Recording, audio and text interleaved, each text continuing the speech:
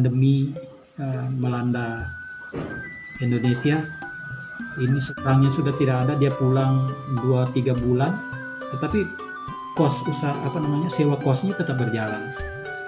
Dan saya tidak pernah memberikan, ini cuma biasa tenggang waktu ya. Tetapi kalau untuk pengurangan, saya tidak memberlakukan pengurangan nilai. Tetapi di kos lain katanya menurut tetangga kos itu memberlakukan penurunan harga sewa.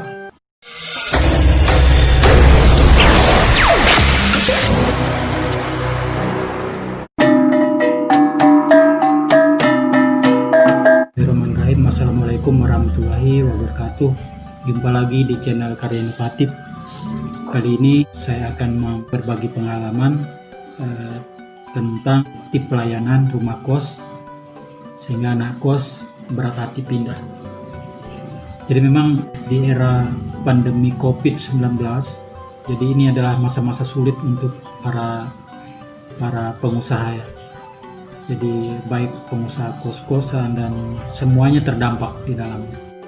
Bagaimana caranya pendapatan usaha kos kita tidak menurun, sehingga ada beberapa tips dari masukan dari tetangga kos yang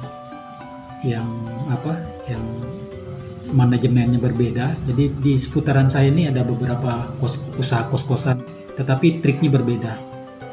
Dan saya sering tanya ke mereka bilang sekarang sepi, tingkat hunian ada berapa kamarnya yang kosong. Itu tetangga kos lagi yang sampaikan ada yang dari 40 mereka punya, yang kosong separuhnya malahan. Nah ini ada beberapa tips sebenarnya sehingga yang saya ingin sampaikan sehingga anak-anak kos itu kerasan sekalipun di masa-masa sulit seperti sekarang. Jadi tips yang pertama itu bagaimana kita menjaga kebersihan rumah kosnya kita. Karena kenapa saya sampaikan seperti ini, biasa rumah kos, usaha kos itu tidak selamanya mereka punya orang menyewa orang untuk melakukan pembersihan usaha kosnya. Jadi ketika orang merasa tidak nyaman dengan kebersihan atau kotor, jadi ada suasana ada suasana ngeri ya di dalam. Kalau usaha kosnya orang itu dari luar kita perhatikan agak tidak pernah dibersihkan rumputnya dan lain sebagainya, ini cukup memberikan pelajaran bahwa di sana itu kurang bersih. Bagaimana di dalamnya, sedangkan di luarnya saja seperti itu. Nah, kemudian kalau kebersihan itu memang orang bilang pangkal sehat. Nah, karena ini kan banyak anak-anak kos itu terkait dengan kebersihan, ada yang anak-anak bersih sekali. Jadi dari halaman depan rumahnya, depan area kosnya mereka sudah dibersihkan, tidak pernah kotor. Dan ada juga anak-anak yang sama sekali tidak punya kepedulian terhadap rumah kosnya yang dia sewa itu. Jadi memang berbagai macam karakter. Kemudian yang kedua, kita harus menganggap anak kos itu sebagai bagian dari keluarga kita. Jadi ketika kita bisa menganggap anak-anak kos itu adalah bagian sebagai anak-anak kita, mereka juga akan menyatu dengan kita. Mereka akan bisa memberikan rasa nyaman juga di situ, karena ketika mereka sakit misalnya, itu kita upayakan kita yang antar ke rumah sakit, kita layani, kita jenguk rumah sakit dan lain sebagainya. Nah ini adalah bagian bagian dari kita menganggap anak-anak itu sebagai anak kos itu sebagai bagian dari keluarga kita. Kemudian ramah, sikap dari tuan kos sendiri.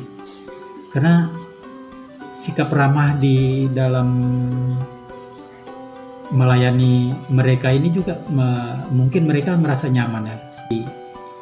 Atau usaha kos-kosan yang kita miliki itu tidak berdampingan dengan rumahnya kita, tentu akan berbeda ketika kita hanya datang untuk menegur anak-anak dan lain sebagainya. Nah ini sebenarnya menegur sih boleh, tapi dengan cara-cara santun seperti itu, karena mereka juga perlu merasa nyaman ketika kita tegur seperti itu. Mungkin ya sama lah, timbal balik seperti kita, apa yang kita tidak suka pasti mereka juga tidak suka.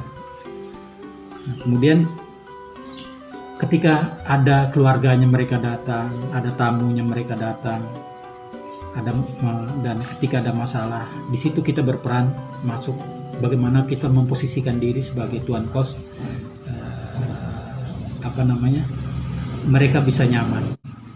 Kalau saya sendiri tidak membebani anak-anak kos dengan ketika misalnya ada keluarganya datang, karena saya sering dengar juga ketika ada tamunya, ada keluarganya datang terlalu ketat, biar sewa airnya juga disuruh naik, karena katanya alasan keluarganya datang menggunakan air, menggunakan strom.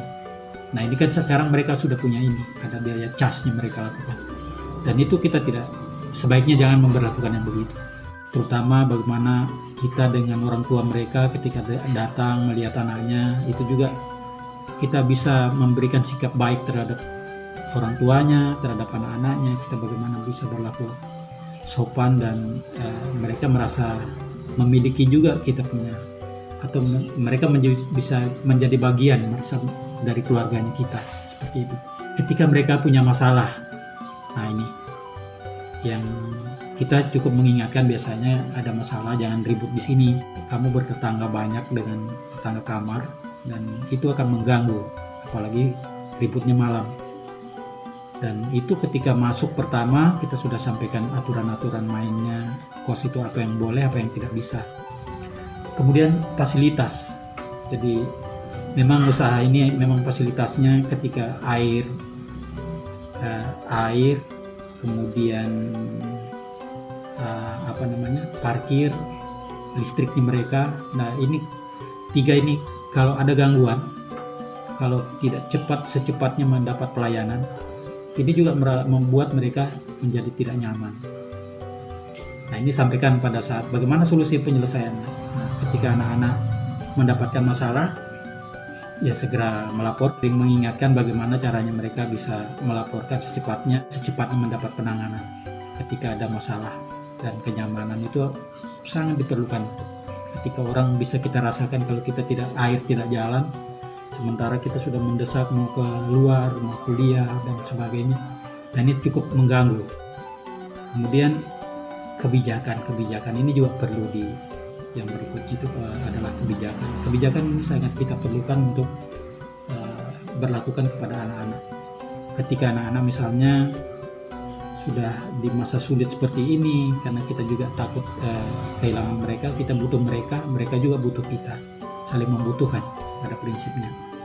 Pada saat mereka kesulitan membayar, misalnya ada orang tuanya mungkin ada masalah di kampung karena ini, dan itu mungkin ada terjadi saling mengingatkan di situ dalamnya. Kita mungkin keterlambatannya bisa kita tolerir. Resep seperti ini, tips yang kita terapkan di usaha kos-kosan yang kita miliki, ternyata cukup berperan, cukup berpengaruh ya, dengan berpengaruh baik.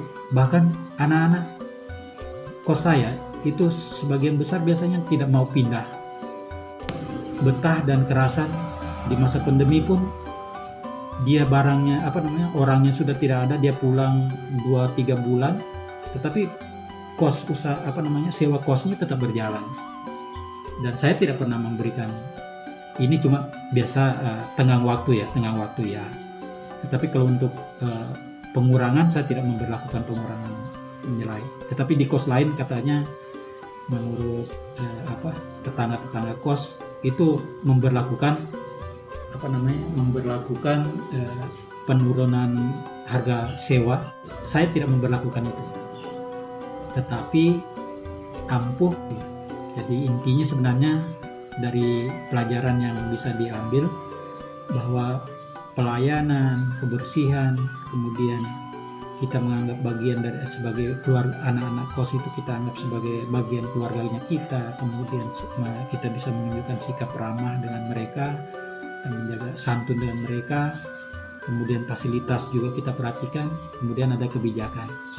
Kalau itu yang kita jalankan, insya Allah usaha kos kita tidak akan pernah sepi dan kosong. Mungkin demikian. Kalau usahanya tidak mau sepi, lakukan tips seperti itu, insya Allah. Dan jangan lupa berdoa. Mungkin itu saja, saya akhiri. Billahi taufiq wal hidayah. Assalamualaikum warahmatullahi wabarakatuh.